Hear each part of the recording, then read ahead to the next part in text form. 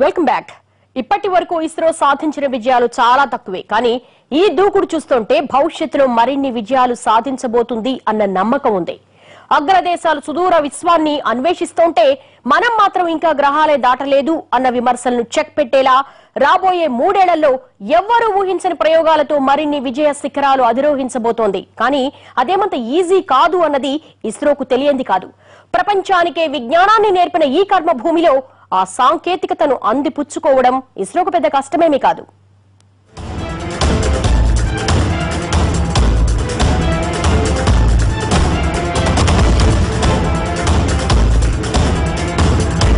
Opportunity కొన్నాళ్లుగా అంగారక గ్రహం మీద తాను తిరిగిన అణువణువు ఫోటోలు తీస్తూ భూమికి పంపిస్తున్న రోవర్ మార్స్ మీద దిగిన దగ్గర నుంచి అక్కడి రహస్యాల్ని అన్వేషిస్తూనే ఉంది.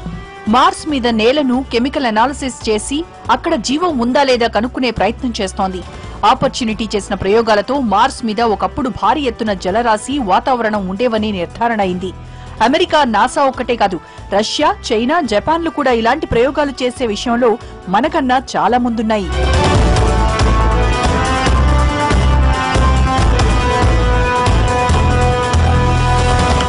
ఆధునిక కాలంలో దేశాలు మాత్రమే స్పేస్ రీసెర్చ్ ప్రయోగాలు చేయడం అన్న కథ మారిపోయింది. ఇప్పుడు ప్రైవేట్ సంస్థలు కూడా అంతరిక్ష యానంలో పోటీ పడుతున్నాయి. వర్జిన్ గెలాక్టిన్ అనే ప్రైవేట్ సంస్థ 2025 కల్లా అంతరిక్షానికి యాత్రికుల్ని తీసుకెళ్లేందుకు వరుస ప్రయోగాలు చేస్తోంది.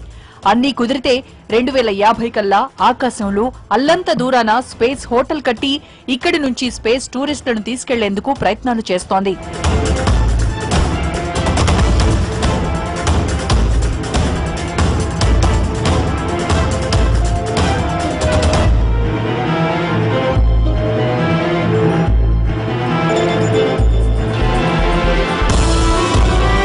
ఇదిలా ఉంటే అంతరిక్షంలోకి వెళ్లడం కాదు, ఏకంగా చంద్రుడి మీదనో అంగారకుడి మీదనో కాలనీలు కట్టేసుకుని హాయిగా పిల్లా పాపలతో ఉండిపోవడానికి కూడా కొన్ని దేశాలు ప్రయోగాలు చేస్తున్నాయి.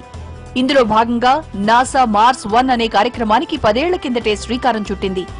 ఆ ప్రాజెక్టు ప్రకారం మరో 25 ఏళ్ల తర్వాత మార్స్ మీద మానవులు నివసించే స్థాయిలో కాలనీలు కట్టి అక్కడికి మనుషుల్ని పంపేందుకు ఏర్పాట్లు చేస్తోంది.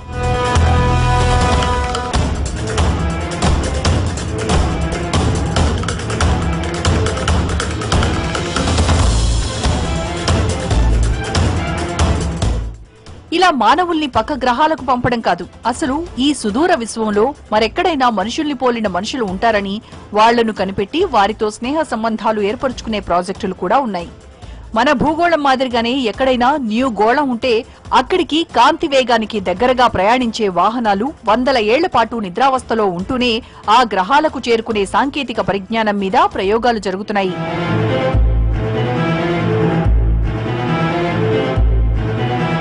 ఇలా ప్రపంచ దేశాలు స్పేస్ రంగంలో దూసుకుపోతుంటే ఇస్రో మాత్రం వెనకబడిపోతోందని బాధపడక్కర్లేదు. ఈ విషయాల్లో ఇస్రో కూడా తన ముందు ఎన్నో లక్ష్యాలను పెట్టుకుంది. 2018లో చంద్రయాన్ 2కి శ్రీకారం చుట్టబోతోంది.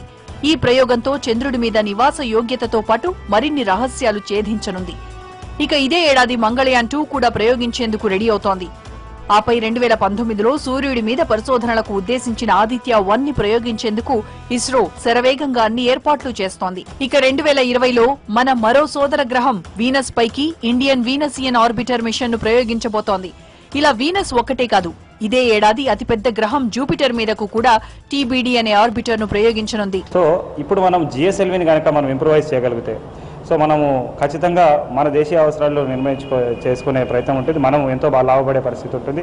అదే కాకుండా అంతరిక్ష మనం ప్రయోగాలు మనం చేయొచ్చు, సుదూరాంతరిక్ష ప్రయాణాలు కూడా చేసే పరిస్థితి మన దేశానికి వస్తుంది. వీటితో పాటుగా సులువుగా శాటిలైట్లను అంతరిక్షంలోకి తీసుకెళ్లగలిగే స్పేస్ షటిల్ సాంకేతికతను కూడా అందిపుచ్చుకుంటోంది. మరోపక్క గ్రహాల మీద దిగేలా రోవర్ల తయారీ మీద దృష్టి పెట్టి ప్రయోగాలు చేస్తోంది. ఇక అన్నింటికన్నా పెద్ద విజయంగా చంద్రుడి మీదకు మానవుల్ని పంపే ప్రయోగాన్ని సవాల్గా తీసుకుంది. ఈ విజయంతో అమెరికా, రష్యాల సరసన సగర్వంగా భారత్ను నిలిపేందుకు ఇస్రో గత కొన్నేళ్లుగా అలు పెరగకుండా శ్రమిస్తోంది.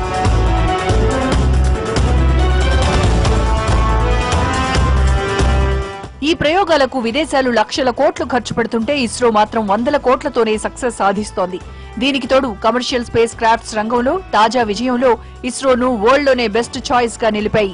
దీంతో ఆర్థికంగా అంత సామర్థ్యం లేని దేశాలు ఇన్నాళ్లు రష్యా, యూరప్, అమెరికాలపై ఆధారపడలేక వారడిగినంత డబ్బు ఇవ్వలేక చాలా ఇబ్బంది పడేవి. కానీ ఇప్పుడు ఆయా దేశాలకు భారత్ ఓ పెద్ద ఆశాదీపంలా కనిపిస్తోంది. రాబోయే 25 ఏళ్లలో భారత్ ఈ రంగం ద్వారా $4.5 ట్రిలియన్ మార్కెట్ను అందుకోవాలని చూస్తోంది. ఇలా మన దేశానికి వ్యవసాయ రంగంతో పాటు అంతరిక్ష రంగాన్ని కూడా భారీ ఆదాయాన్ని తెచ్చే వనరుగా మార్చబోతోంది ISRO.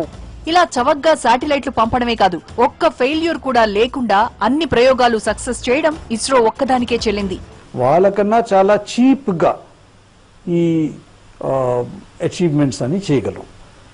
1/4 the cost for example we can achieve these things. అందువల్లే అమెరికా కూడా ఇటువంటి వీటిలో ఇండియా తాలూకు శాటిలైట్ ఇమేజరీ అది కొంటున్నది. రష్యా కూడా they are taken our imagery. So we can make it cheaper, equally good product cheaper.